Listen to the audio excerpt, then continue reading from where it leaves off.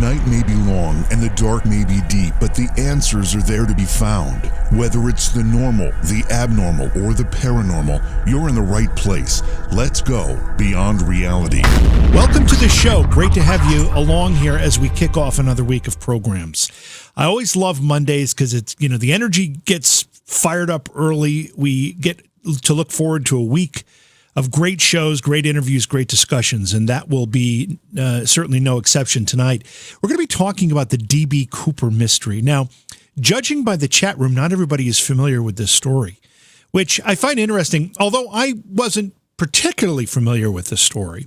I mean, I knew what it was, but I watched a documentary on HBO, I think it was, HBO Max, I don't know, a week ago, 2 weeks ago maybe, The Mystery of D.B Cooper. And it really intrigued me when I learned some of the details of this story. The basic story is that a man boarded a commercial aircraft in Washington State. The aircraft was, I believe, leaving from Seattle and heading to Reno. And he boarded the aircraft, and he sat in the back row.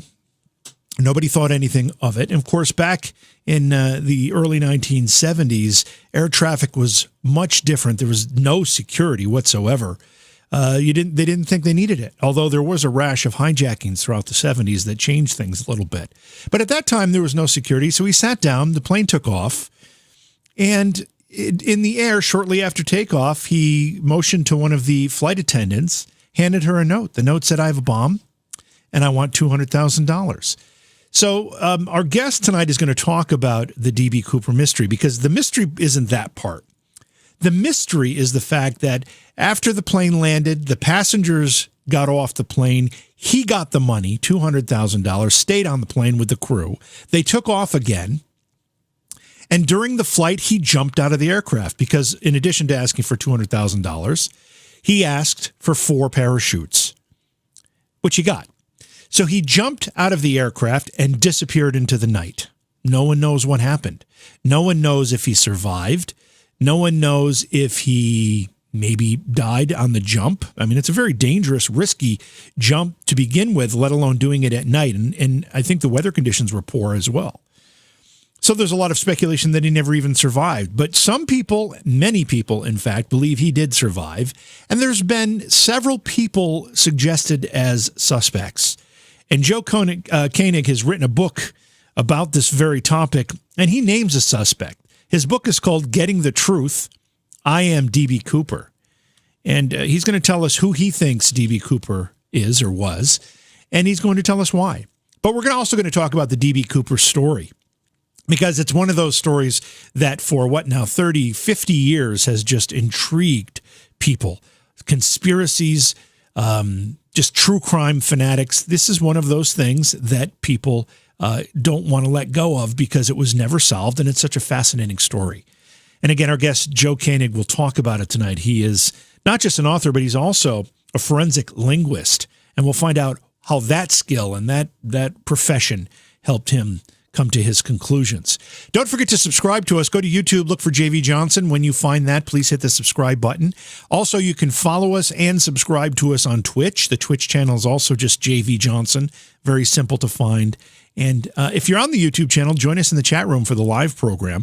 Also, you'll find hundreds of back episodes of the program, some really terrific interviews in the archives on the YouTube channel. And you can find back episodes also in the podcast version of the program. That can be found on any major podcast distribution platform. You have to search, when you're looking for the podcast, for Beyond Reality Paranormal. That is the name of the podcast version of the show. So I think I got all of the intro stuff out of the way. Let's take a break. When we come back, we'll have our guest again. Tonight we're talking with Joe Koenig, and the topic is D.B Cooper, the mystery of D.B Cooper. It's Beyond Reality. Please support the program. Go to patreon.com/Johaw. That's JOHAW. Thank you for being with us tonight. We are excited about tonight's program. The D.B Cooper mystery has been a 50-year puzzle, and it has been speculated about, it has been investigated, it has been written about, it has been filmed about, and there are a lot of theories. A lot of people have a lot of different ideas. Some believe that D.B. Cooper did not survive jumping out of the aircraft that night. Many others believe he did, and he lived freely among us, and may still be living among us for that matter. Our guest tonight, Joe Koenig, is someone who's looked into this particular case with a magnifying glass and a microscope, and has reached some conclusions and written about them in a book called Getting the Truth, I Am D.B. Cooper. Joe is a certified fraud examiner. He's also a forensic linguist. He's been retired from the Michigan State Police after 26 years.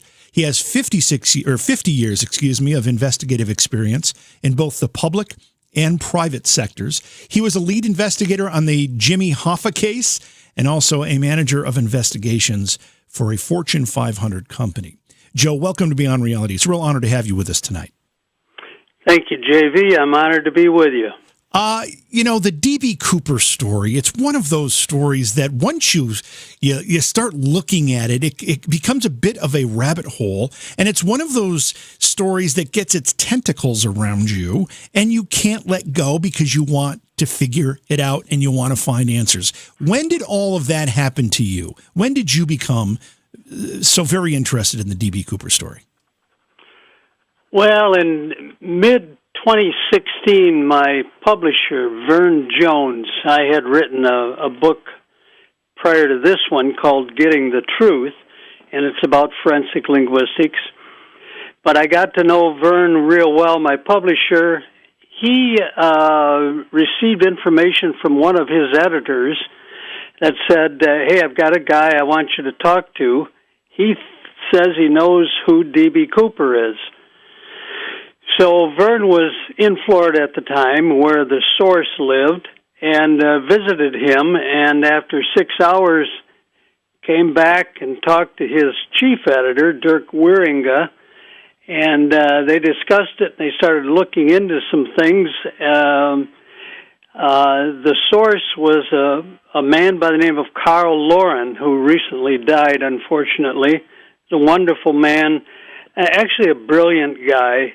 He was a parachuter with a long history of experimenting with parachutes, along with the guy he said was D.B. Cooper, and we later identified as D.B. Cooper, Walt Recca. And so they got me involved in mid-2016 because the evidence was starting to compile and they felt they needed a professional investigator to assist them. So I was more than happy to do so.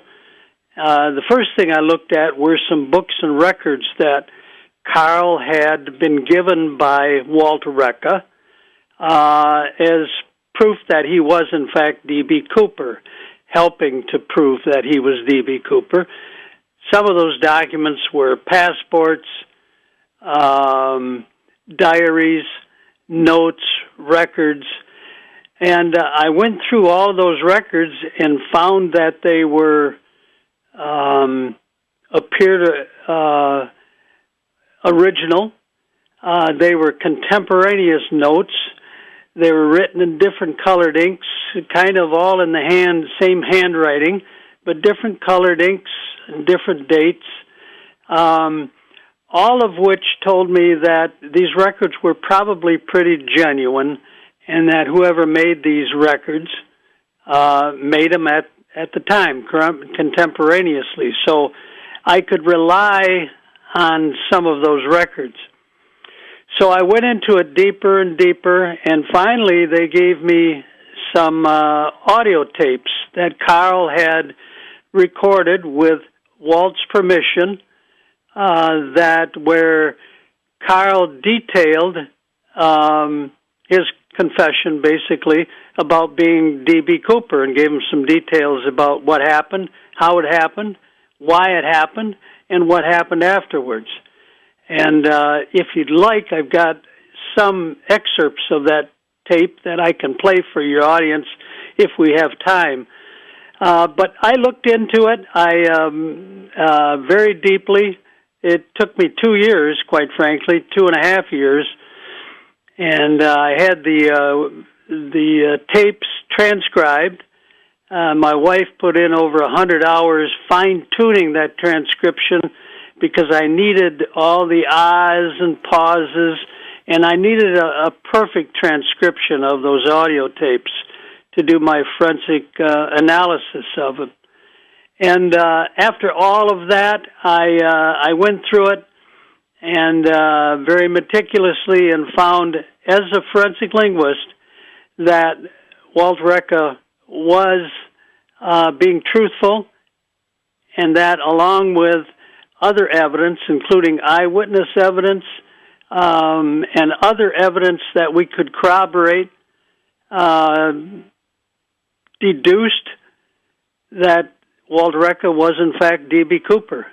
There is no other suspect has this kind of evidence that proves that he was D.B. Cooper.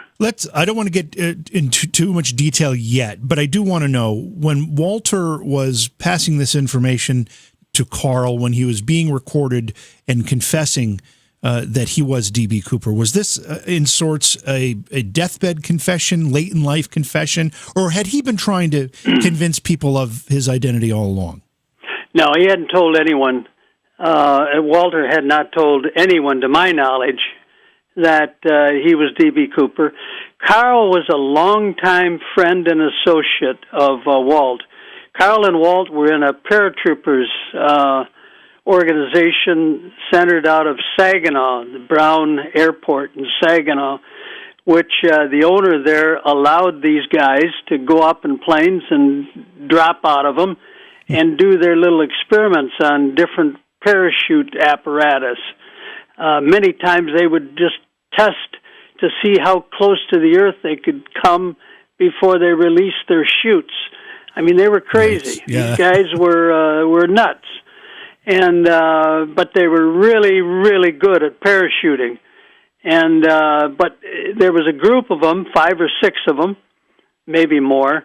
But Carl was kind of the leader. He was the respected man of the group. He and Walt became close friends.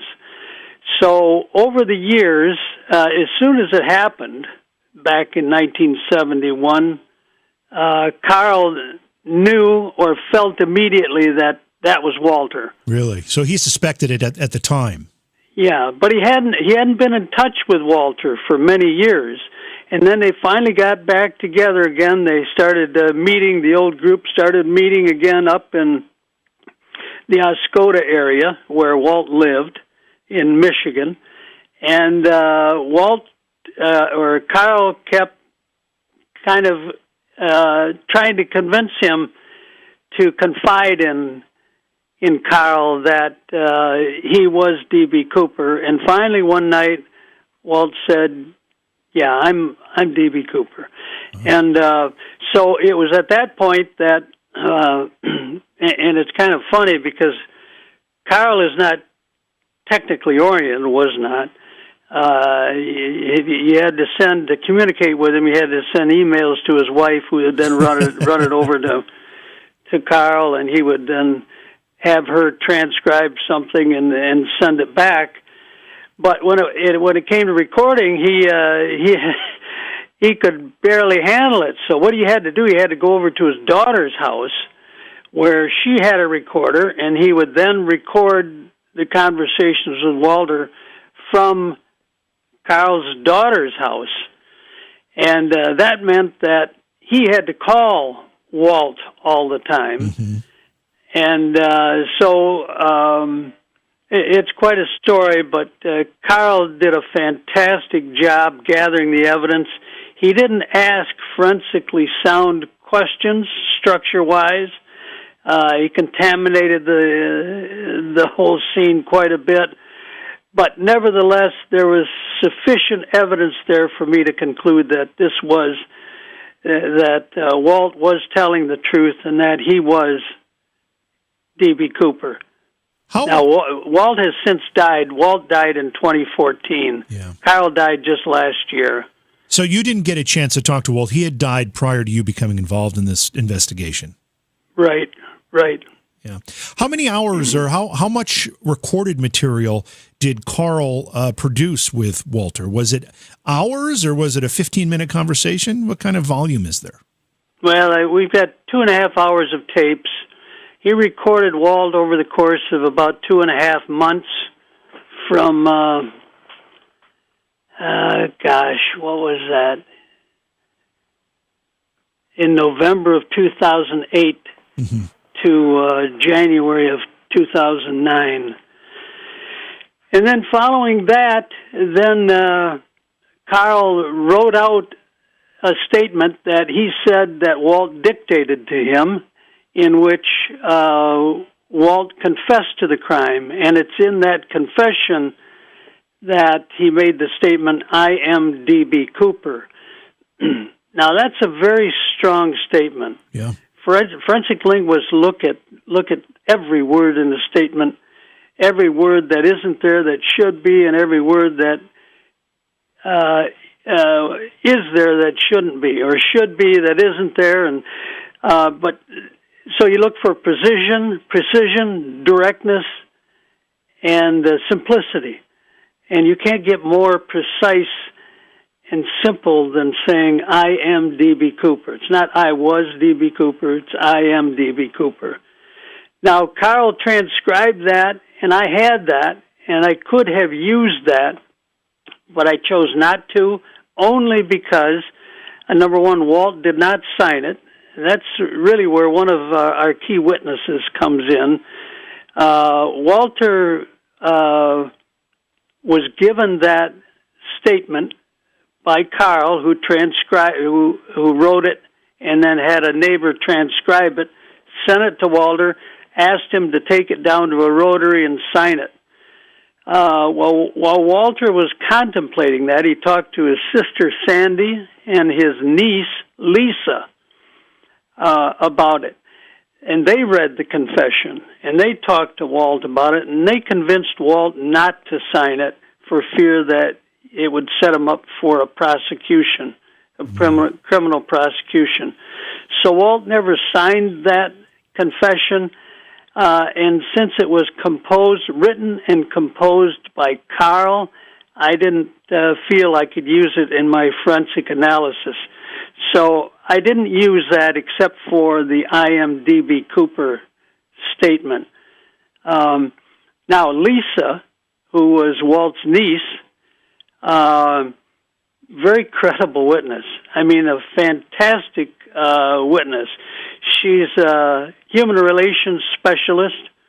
She worked for a company in the nuclear industry, had to get a Q clearance, which is higher than my top secret clearance. She was vice president of the UNLV Alumni Association. This is a credible witness. And she talked to Walt about why he did it and what he did with the money, and got all the details as well. There is an eyewitness from after he landed. He hijacked the plane,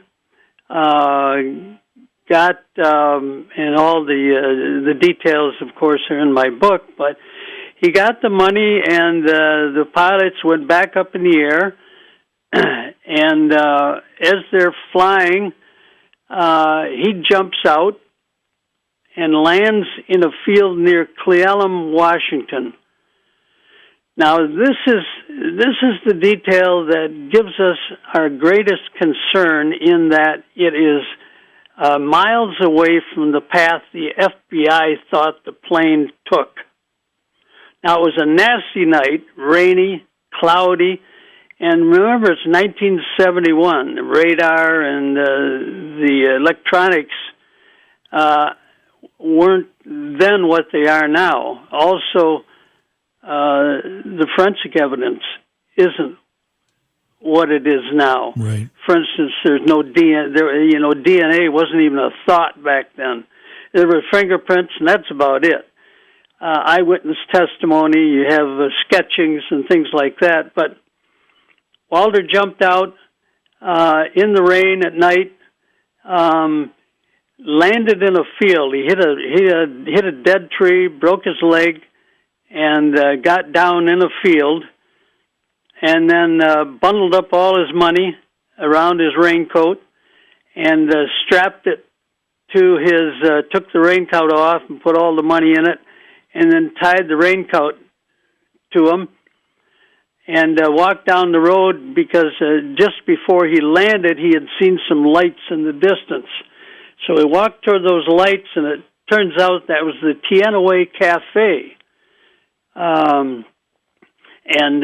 So he walked into that cafe.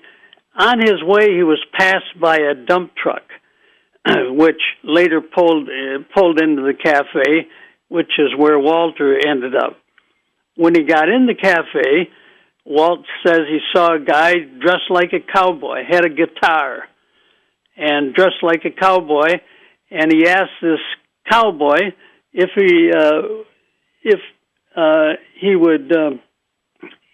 Carl called a friend of his to pick him up, would this guy, cowboy, give his friend directions how to get there? He said, sure. So Carl called his old friend, a guy by the name of Don Brennan, another paratrooper. At one point, he was dropping into doing firefighting in Alaska. But he dialed up Don Brennan, who he had apparently talked to before, and told Brennan, I did it. Come pick me up.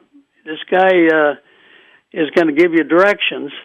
And then I said that out of earshot, and then asked Cowboy up to the phone, and Cowboy told Don Brennan how to get there. Had asked Brennan where he was coming from, and he said, well, I'm coming from Spokane area. And so he told him how to get there, and they gave him directions. And then Cowboy was a musician, and actually he's a darn good one. His name is Jeff Osadich, and he's a very well-known man in the Cle Elum area. Matter of fact, he was a policeman there at one time in that area, but he was also in a band. He's a great singer, and his son is also very good. And matter of fact, they wrote a song and performed a piece about the D.B. Cooper case, which really, if we could get that out there, that would be a hit. Oh, because wow. it's very well done. So Jeff goes on and does his thing that night. Remember, it's Thanksgiving, the eve of Thanksgiving, in November 23rd, 1971. So Brendan picks up Walt, and on the way back to Walt's home, Walt lived in Heartline, Washington, and had driven to Spokane, parked his car there the day before, on the 22nd of November, drove down to Portland. He parked his car in Spokane because they would never think to find the skyjacker's car there. If he did it if he drove down to Portland and parked there, they would be able to identify his car. So that's why he did that. He drove to Spokane and then took a bus to Portland.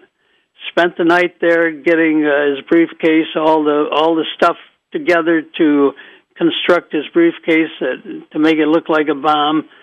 Bought his ticket the next morning, took a cab to the airport, and got on the plane and did it before he could think twice about it. He said he was scared to death, but he did it. So we've got eyewitnesses. We've got Lisa, who talked to him several times. Lisa's mother, Sandy, has since died, I believe. I'm not sure she's still alive. But Lisa is certainly a very credible witness and corroborates everything Walt told us. And Carl actually located Cowboy. The guy is by the name of Jeff Osadich, down in the Cle Elum area. So Vern and his party went down and met with Jeff, videotaped him, and got a videotaped statement, which I later transcribed and did forensic analysis on Jeff's statement as well, and found him to be very truthful. So I eventually talked to Jeff.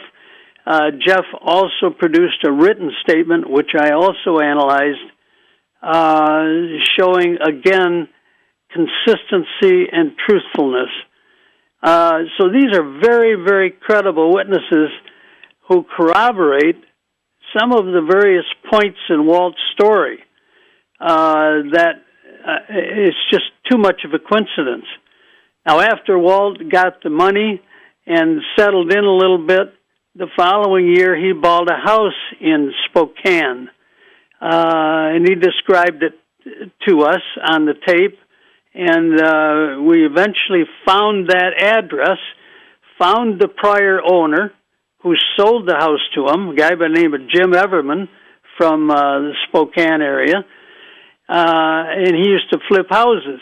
And he remembered Walt, described him to us, identified him from a picture, and gave us a consistent account with what Walter had given us. So, I mean, along the way, there are all kinds of checkpoints where we've corroborated the evidence, and I'm convinced this Walt Wreck is D.B. Cooper. Now, just a couple quick questions about what you just said. Jeff, the cowboy, when his statement was taken, he basically corroborated Walter's detail of events, whereby being in the cafe and making the phone call and telling his friend how to get there. He remembered that, and that was his testimony as well? He did. He remembered that. Matter of fact, one of the questions we asked him was, how did you remember this? He said, well, it's kind of funny. He said, of course, I'm a policeman. And he said the guy had on loafers, penny loafers. He said, I always wanted penny loafers as a kid. And he, as a matter of fact, he remembers seeing Walt walking in the rain, holding a raincoat when he should have been wearing it, as he walked to the Tianaway Cafe. And so his details were just exactly what Walter had told us. I mean, exactly. Wow. And is Jeff still alive? Is he still here with us? Jeff is, and that would be a nice little interview for you. Yeah, that would be a terrific interview. I'd love to be able to get a hold of him and talk. Have his kid play a song for you. That would be even better. I'd love that too. Yeah. You know, there's so many directions I want to go with the questions, but before we get too deep into this, I want to back up just a little bit, Joe, because sure. Not everybody, and it's surprising, but not everybody is familiar with the details of what the D.B. Cooper case is. Can you just outline what the crime was, how it started, what happened, you know, to bring us up to the point where you just started telling us Walter's story, where he parachuted into a field? Yeah, let me read what's on the back of my book. It kind of summarizes it pretty well and very quickly. On the night of November 24th, 1971, a man named D.B. Cooper, well, that's actually not right. That's what he's known by. Right. He had a different name when he boarded the aircraft, but a man named D.B. Cooper hijacked Northwest Airlines 305 bound for Seattle from Portland. In exchange for 36 passengers, he received $200,000 in used $20 bills and 4 parachutes.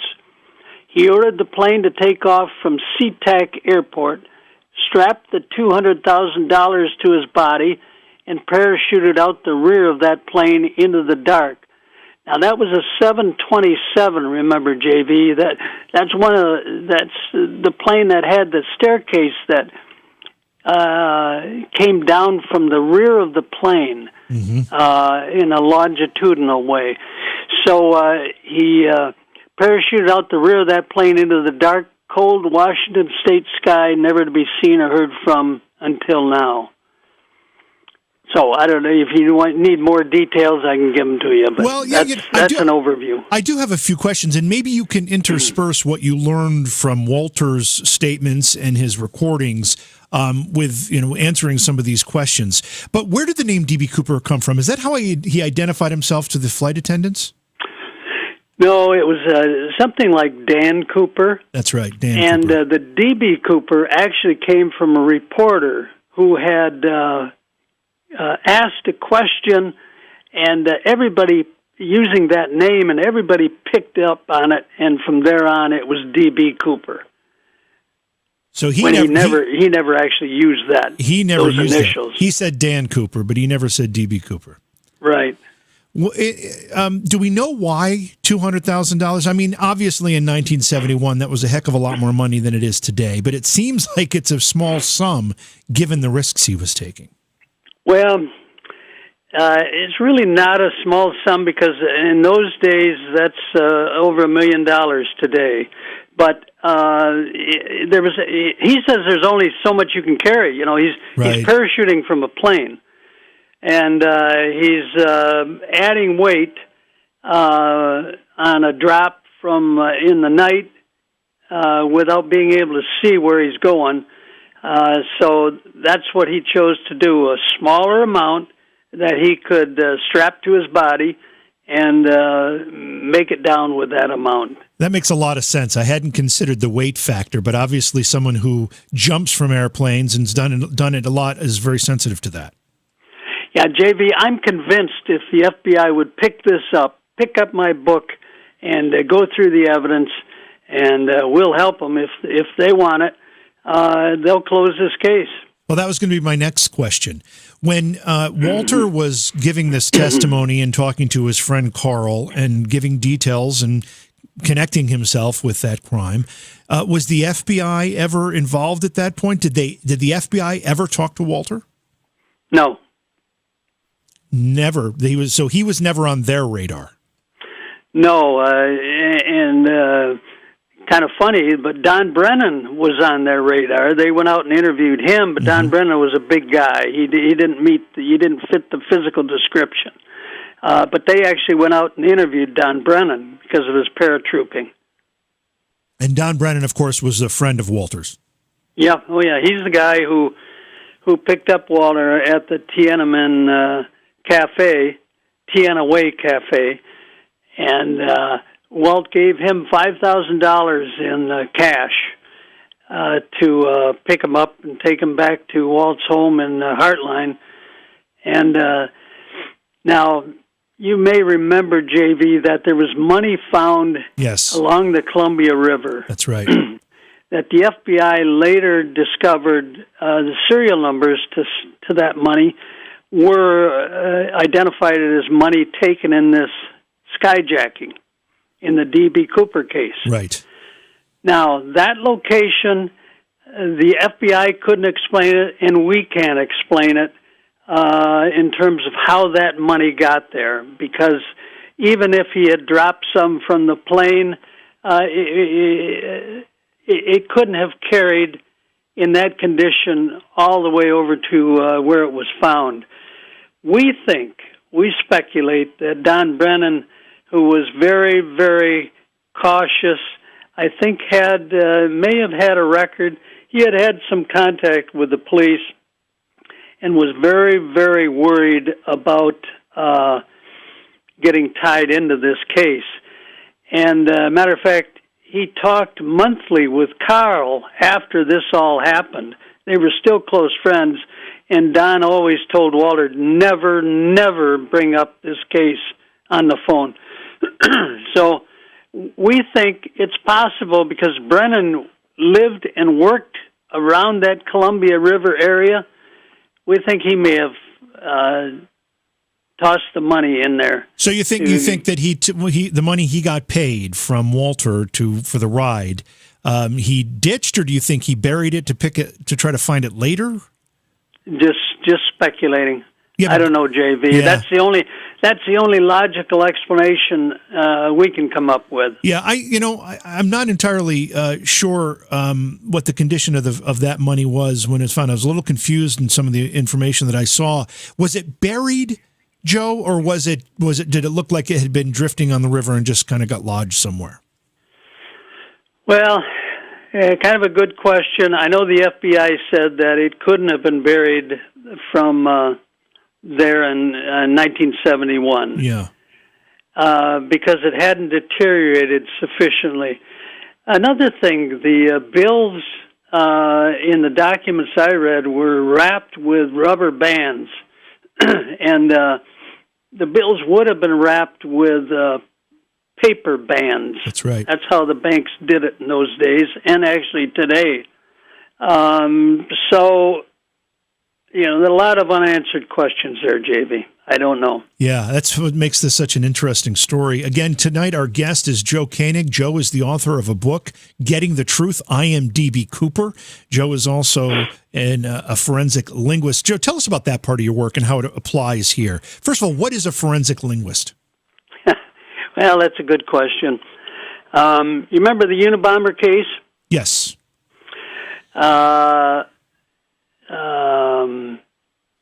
Kaczynski. Yeah, I was just going to say Kaczynski, right. Yeah. Mm-hmm.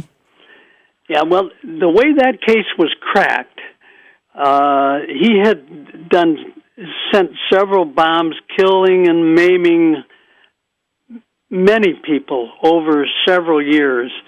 And finally, the FBI convinced him to write a manifesto. Hey, you're doing all this. What are you doing it for? Why don't you tell the world what it is you're trying to get attention to, and why don't you serve your needs by writing a manifesto? Right. So the guy did, and he wrote a lengthy manifesto. Newspapers published it, and a guy read that, and he said, "Boy, there's some phrases here that seem familiar to me." And he looked at old correspondence from his brother, and some of those were similar. And he ended up, after a lot of thinking, ended up going to the FBI with his tip. Hey, I think it might be my brother. And he gave them some known writings from the brother, and they put forensic linguists on it. And a forensic linguist looks at, you look for communication patterns. Communication pattern could be, and I'm speaking in general terms, let's get off the Unabomber for a moment, but a communication pattern could be a rhythm and pace of talking, speech, how the person uses his hands when talking, her eye movements, blinking rates, tone, intensity of the voice. Anything used to communicate is of interest to a forensic linguist. And we look for patterns that individual has and calibrate to the individual's unique patterns. And once we get a fix on their communication patterns, then we look for changes in those patterns. And the changes had to have occurred because something happened. What caused it? There are many variables that could cause a change in communication pattern: a noise, distraction, deception, and so on. And through a lot of practice and study and research, a forensic linguist can get a feel for when a person's communication patterns change and try to drill down to figure out why that change occurred. So we look for each and every word, each and every communication mechanism. We seek to identify communication patterns and changes in those patterns, and then try to figure out what caused that change in patterns. Now, in the Unabomber case, the FBI analyst saw some key phrases. Words were used in a kind of a unique way, and in a pattern. So they compared those phrases in the manifesto to the known writings of Ted Kaczynski, and discovered that they were very, very similar, sufficient for the FBI to get a search warrant for Kaczynski's cabin out in Montana, I think it was. And they hit it and solved the case. Wow. How long have you been doing this? I've been doing this since I retired. So it's 30 years. Wow. Yeah. You probably, in addition to having to look into Walter himself, you obviously had to study the case so you could put pieces together. Did you get an opportunity to see the documentary that's currently on, I think it's HBO or HBO Max, The Mystery of D.B. Cooper? You know, I'm so convinced that Walter is D.B. Cooper, and I've seen several of these that I don't tune into all of them. It's like the Hoffa case, same thing. Yeah, I was just curious. I mean, some of the leading suspects, obviously, as an investigator, you must have a bit of an opinion, and you've come to your conclusions, obviously. But I just wondered if any of those other names that have been floated around had anything that maybe even just made you scratch your head a little bit. None of them come close to the evidence that we've accumulated on Walter Recca. None of them. Most of them are, they really take leaps in reason and have no evidence. Yeah. None of them have the evidence compilation that we have. None of them. Let's talk about some of the evidence. Obviously, you've got Walter's statements, and you've got some corroborating witnesses as well. You've got the cowboy. Has anybody ever had an opportunity? I'm assuming he's no longer with us, but to talk to Brennan. I don't think he's alive any longer. Yeah. But yeah, I think he died. Matter of fact, I got his date of death in here somewhere. Yeah, he died in 2011. Yeah. That's one of the difficult things with a case that's, 50 years old. But talk about some of the other pieces of evidence, maybe some of the paperwork or some of these other things that you were able to look at and verify that goes into the column of, Walter was D.B. Cooper. All right. Well, in the tape transcripts, there's an audio set of my book, and in there we've got the actual recordings of Walter and Carl. But in there he talks about wearing long underwear, when he made the jump.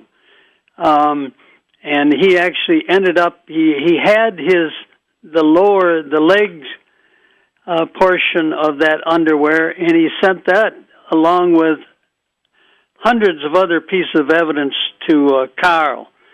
So I went down and interviewed Carl. I did forensic analysis on Carl as well, and his wife Loretta. Wonderful people. We spent a couple of days down there where I interviewed them and looked at all the evidence, questioned all the evidence. Even went to an attorney that Carl had gone to and talked to about the case. There is a lot of evidence that Vern Jones has in his possession, and we've had, when we do book reviews and talks to other organizations, we show them the evidence that we have. But, we've got that home purchase. Right. That Walter actually gave us the wrong address, and it turns out he had the numbers inverted. And I think it was Dirk Wieringa, our great editor, found the actual home, and then we found the prior owner who remembered the exact details that Walt gave us. Let's see. Was there some identification paperwork or anything like that was contemporary? That I thought I saw something. Nothing that said he was D.B. Cooper. No, of course not. Yeah. But it all coincided with Walt's statements about who he was, when he was this. He wouldn't say it, but it appears he worked for some either a domestic or foreign intelligence agency at one time. And so he had different passports, all stamped with different names. He was, he was a con man, and he was a daring con man. And he was a guy that Carl and Carl's friends knew that you couldn't mess with, because he had a dark side to him. So he told Lisa. Lisa said, well, why did you do this? He said, I'd rather be dead than poor. He was born. His dad died when he was a young kid in Detroit, in the Polish neighborhood, and he was raised in that tough neighborhood. And I think that's where there was a key phrase he used throughout his transcript. He used the phrase, right there, 214 times in these transcripts. And to a forensic linguist, that's important. And he used that whether he was talking about the weather or whether he was talking about the hijacking. So it showed consistency in that his stress level wasn't high when he was talking about D.B. Cooper compared to the weather. I mean, it didn't change. So that's another truth-telling trait that, if you were to write a letter to the President of the United States, chances are you wouldn't use a contraction. Right. You formalize it. And so there's more stress when you're writing to somebody like that rather than your wife. And so you use contractions when you write a letter to your spouse versus to the president. So that's an indication that you're more relaxed. If you're telling the truth, you're more relaxed. And that's another key point in forensic linguistics. Joe, you probably know maybe the witnesses of the crime itself. You probably know who they are better than I do. But I do know there was a flight attendant that sat next to D.B. Cooper throughout most of the flight. And I know that she's been talking recently. Has anybody like that ever been played some of these tapes to see if they recognize the voice? And as a forensic linguist, you'd know better as well. Can people remember a voice after 50 years? Oh, I think so. And one of the things that I'm convinced the FBI should follow up on is, and they probably do have in their documentation that they haven't released, the key phrases and the words, any unique communication patterns that the skyjacker used when talking to that stewardess. I'm sure they've got a record of that, and that's well documented in our case. But yeah, I think they're all pretty elderly, scared. And, of course, we're working on a budget. It's not like a police department where you've got endless resources. So we didn't try to do that. And I would have liked to. I would have liked to have gone to Cle Elum, but our budget wouldn't allow it. And just one other evidence-related question. I had read at some point they took some, I think it was skin cells, off of a necktie that D.B. Cooper had been wearing and compared it, I think, at least to L.D. Cooper, who was one of the suspects that was being talked about by one of the family members as being D.B. Cooper. And they weren't a match, which is, one, I guess, reason to believe that that story isn't accurate. However, there does seem to be some DNA that exists. Have you ever thought about trying to make a DNA comparison? Oh, absolutely. The D.B. Cooper smoked, I think it was Pall Mall cigarettes. Mm-hmm. Let me look. I think it is Pall Malls. Anyway, which is the same brand that Walt smoked. and we got that from witnesses who used to pal around with. That's the only brand he smoked. So he smoked the same cigarette. But on the plane, D.B. Cooper smoked several cigarettes, and they had those cigarette butts. They confiscated it. The FBI did. Right. That would be excellent DNA evidence. But I think they lost those, didn't they? Didn't they lose the cigarette butts? That's what I'd heard. That is the story I've heard. Yeah. And plus, it depends how they stored it. And again, DNA wasn't even a thought back in those days. So if you put those cigarette butts in a plastic container and moisture built up, that would degrade that DNA such that it wouldn't be useful anyway. So that's a real long shot to get something like that. Now, the tie issue, I think that was analyzed, and there was some specific metals detected on that tie. Walt, you worked at of course, as a welder, and he worked at the Cooley Dam during this. Matter of fact, after the skyjacking, he went to work that following Monday with his broken leg, and his supervisor sent him to the doctor, and the doctor repaired it for him and said, the doctor told Walter, hey, this isn't a recent, this just didn't happen today.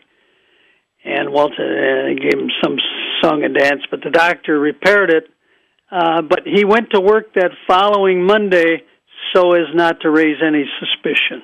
Wow. So that's the kind of detail, and we'd love to get the records from the mining company or the dam company. The medical records available. Probably. I mean, I don't know if those type of records survived. But you can only put so much time into a case. It's true. I want to talk a little bit about why not just this case, but cases like this are so fascinating to people. I mean, true crime is seeing an amazing popularity through podcasting and documentary filmmaking. Things like Making a Murderer or The Staircase, or there's dozens of them, and they're the top-rated shows on things like Netflix. What is the fascination, Joe, do you think, with true crime? Well, everybody likes to be able to solve something. Yeah, I think it's like a puzzle. And by the way, we're working hard. Vern is working hard to get a movie made on this case, and especially because we have all the evidence. Yeah. In Carl's book, by the way, D.B. Cooper and Me is out there, and there's a nice videotape on that as well. But there's still a lot to be done on this case. I mean, there's a lot of interest. And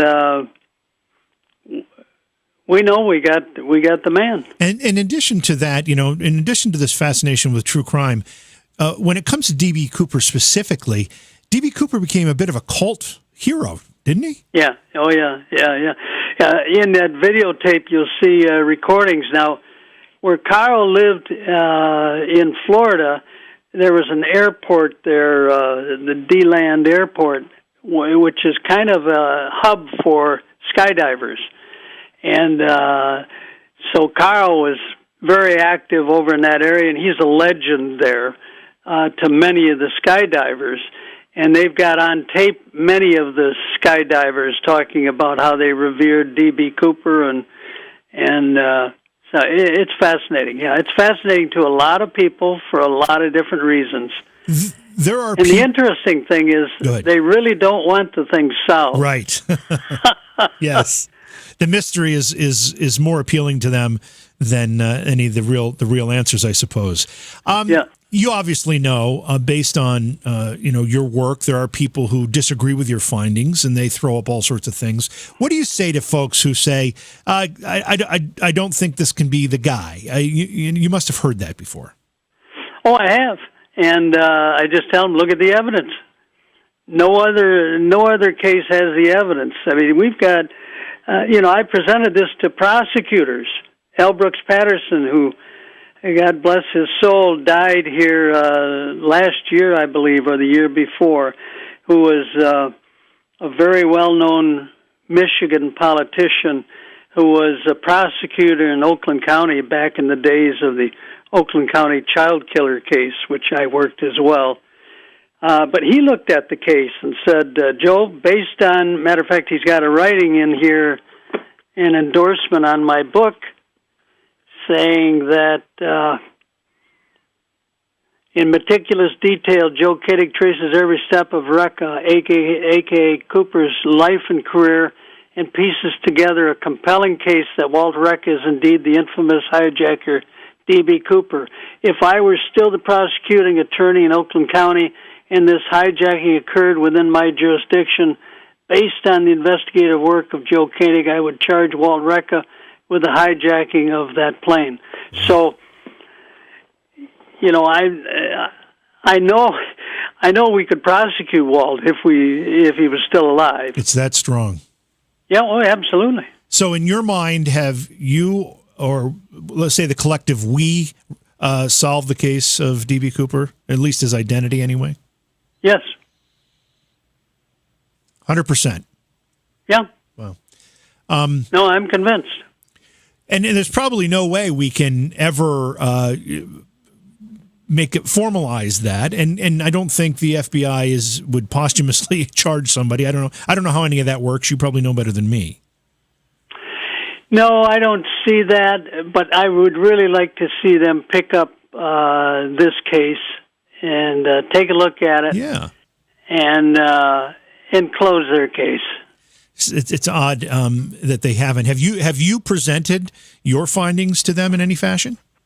Well, one of my endorsements, I had several special agents in charge review my book and gave me endorsements. One of them is from, let me get her name. One of them's from an old buddy of mine, the FBI, Jim Esposito, who was special agent in charge of the New York FBI office. But Kathleen McChesney, who was the number 3 in rank in the FBI at one time, she was a former executive assistant director. She said Joe Koenig's exceptional ability to gather and analyze information from key witnesses and documents has resulted in a truly compelling case that Walter Rekka is the real D.B. Cooper. So I've tried to lay it on the doorsteps of the FBI, and hopefully they'll pick it up. Yeah, it's in their hands then. This is great work. Again, this book is called Getting the Truth, I Am D.B. Cooper. But before we end our conversation tonight, Joe, I've got to ask you, you worked on the Jimmy Hoffa case. Yep. Tell me about that experience. Well, it was a fantastic experience. Let me say Jimmy Hoffa was a revered leader for Teamster members. He gained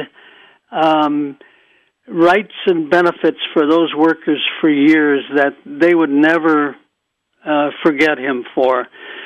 So when he was released from prison with the agreement that he would never run for president of the Teamsters again, he rethought that after he got out. Remember from the Kennedys? Yeah.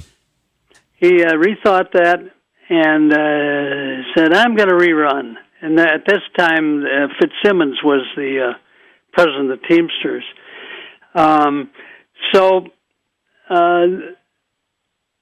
My opinion is that the mob just couldn't afford that. They had things going their way, and Hoffa was, while he worked with them on occasion, he was hard to handle. I mean, he wouldn't do things just because they told him to do it. And they didn't want that. They wanted a known versus an unknown, and they took him out. Wow. And you were one of the lead investigators? I was, yeah. For the state police, I was the lead investigator. And the final disposition of that case is that it was unresolved as well, right? Yeah, it's not. I don't think it's closed either. It's just unresolved. Well, I think all the people involved are dead now. Yeah. And so amazing. That happened in what year did that happen? That was 1975. Yeah, that was 75. Yeah, it was 4 years after the Cooper case. Joe, your work is terrific, and you've done a great job presenting it here tonight. Now, where can people find your book, Getting the Truth, I Am D.B. Cooper? Well, both books are on Amazon, and also if they want autographed copies or the audios that contain the real conversations from between Walt and Carl, they need to go to my website, www.kmiinvestigations, all one word.com. Maybe you can put that on your website for me. Yeah, we will do that. It's kmiinvestigations.com. Right, and then there's an author page there. They can go to that and buy my book, and I'll sign them and send them to them. That's terrific. Again, this is fabulous work. I appreciate your time and your thoroughness and the way you were able to present it in such an easy to follow and understand fashion. That's important too. So, Joe, thank you so much for being here tonight. Thank you, sir. It was a pleasure. Beyond Reality Paranormal is hosted by J.V. Johnson and produced by Orion Palmer and Slick Eddie Edwards. Like us on Facebook and subscribe to our YouTube channel. Please consider supporting the program either through your podcast platform, click on the link in the description, or on Patreon at Joha Productions. If you'd like to be a guest on Beyond Reality Paranormal, or you have a recommendation for a guest, contact our producer, Slick Eddie Edwards. Eddie is spelled with a Y at slickeddieedwards@gmail.com.